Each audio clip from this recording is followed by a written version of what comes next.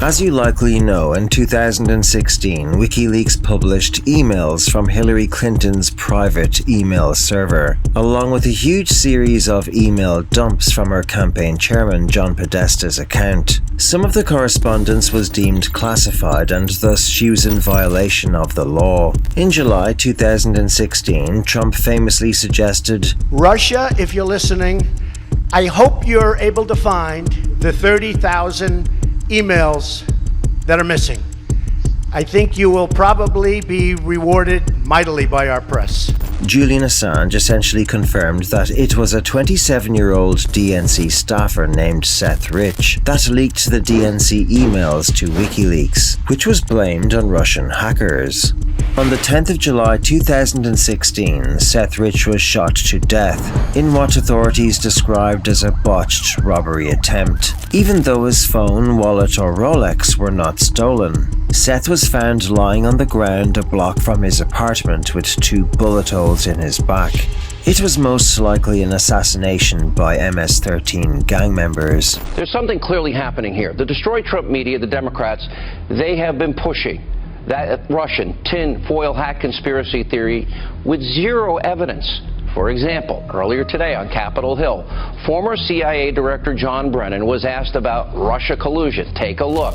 I encountered and am aware of information and intelligence that revealed contacts and interactions between Russian officials and U.S. persons involved in the Trump campaign that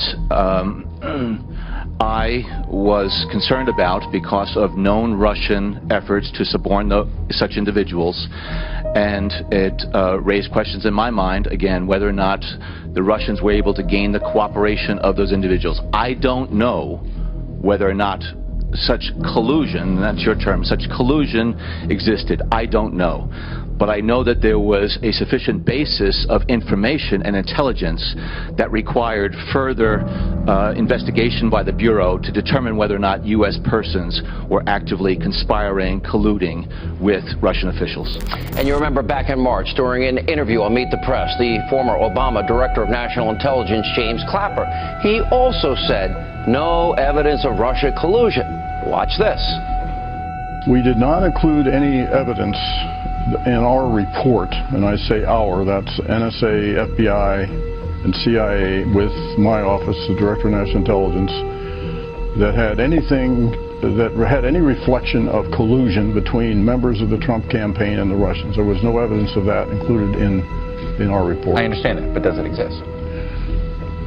Not to my knowledge. Now, in addition to Democrats admitting that they've seen no evidence whatsoever, back in January, while testifying under oath, James Clapper also said no evidence that Russia affected the actual vote tallies. His words, not mine.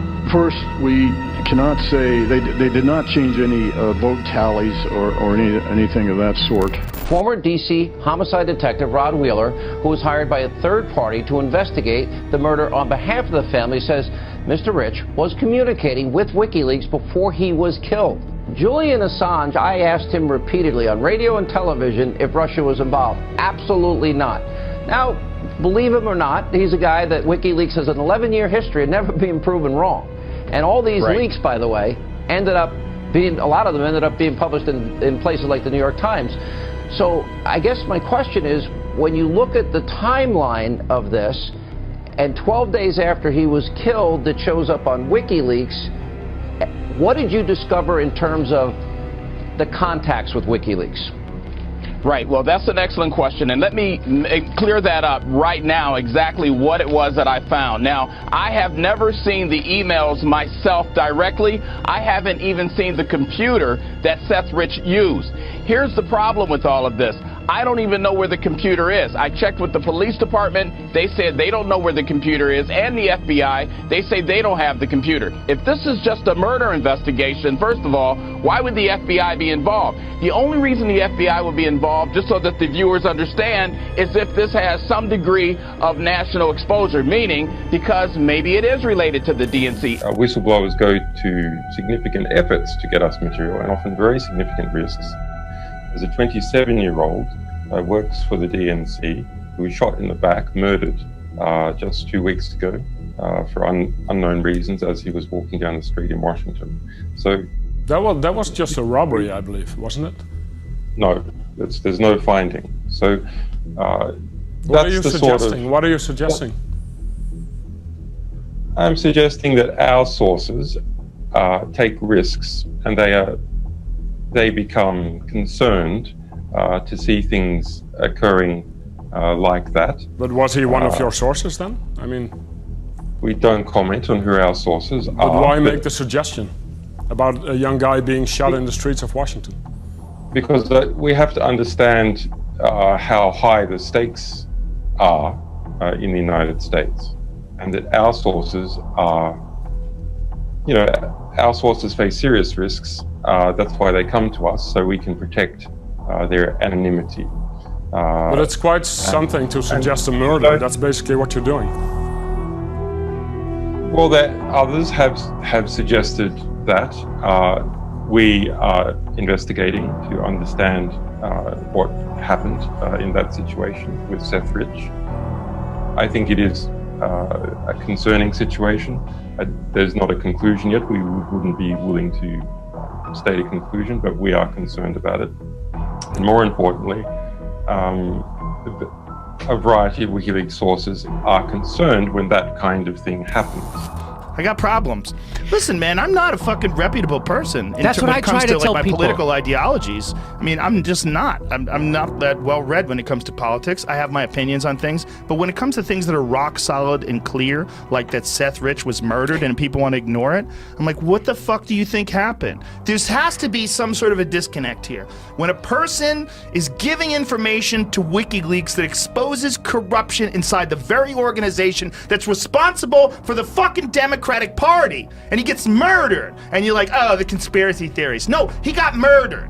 There's no conspiracy. It was a botched robbery. Says who? Says who? Where's his? How come his wallet was there? How come his watch was there? How come they didn't take his phone? What the fuck are you talking about that I'm a conspiracy theorist when I just tell you the facts? So and this WikiLeaks thing with Julian Assange is the craziest shit ever, when he said there's consequences to sharing information with us. And everybody's like,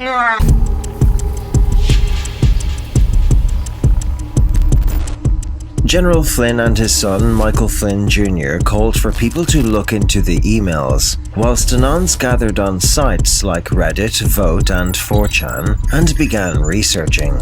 Then the web sleuths on 4chan found something strange buried within the email dumps. Nonsensical references to pizza. This was the birth of open source research, a process of public group investigating and sharing research, using data that is freely available to anyone to build a case and qualify information. What they found was very disturbing indeed, but Pizzagate is a story for another day. So bearing in mind all of the information we have looked at about the Anons on 4chan, is it so far-fetched to consider how military intelligence could have viewed the message boards as a way to communicate directly with the people who are paying attention, and form an online civilian-military alliance to combat the deep state propaganda media in the information war to save humanity?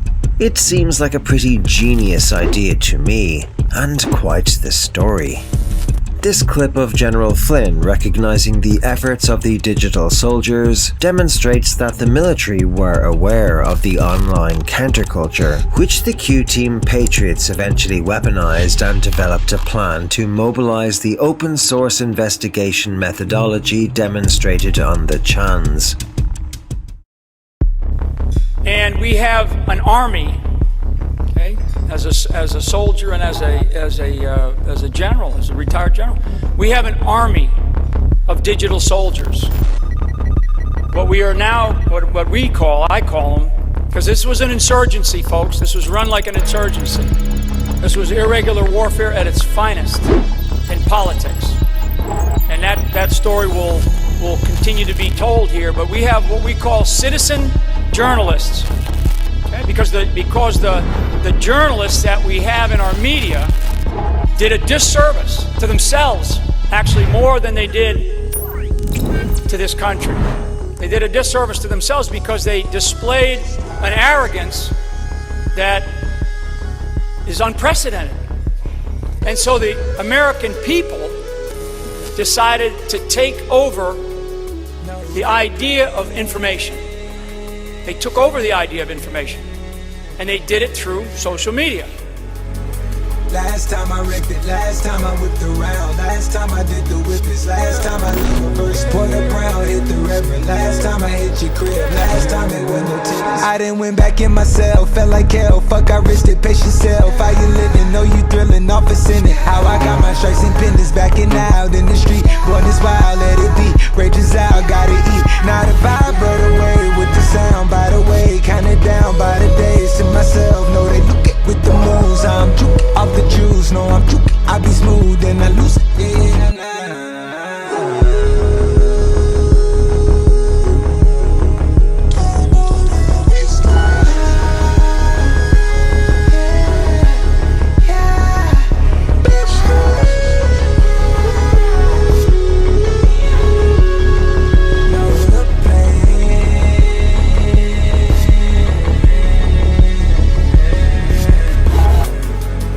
The opera, hit the red and blue outside, I think our options up.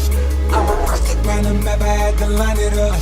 I be swerving on the waves, it's like a line of us. Moving verse on my turf, I'm out of line. I put in work, I draw the line and cross it first. I need the time, I need the search, it's just like one and make it work. Skirt, skirt, in a verse, skirt, skirt, round the land, Boeing jet, make it land. It's slow motion when I dance. In your eyes, I see your trance, I run away and then you prance. If I show the hideaway, will you hide out and let it blame? Ain't no time of facing scams, I know.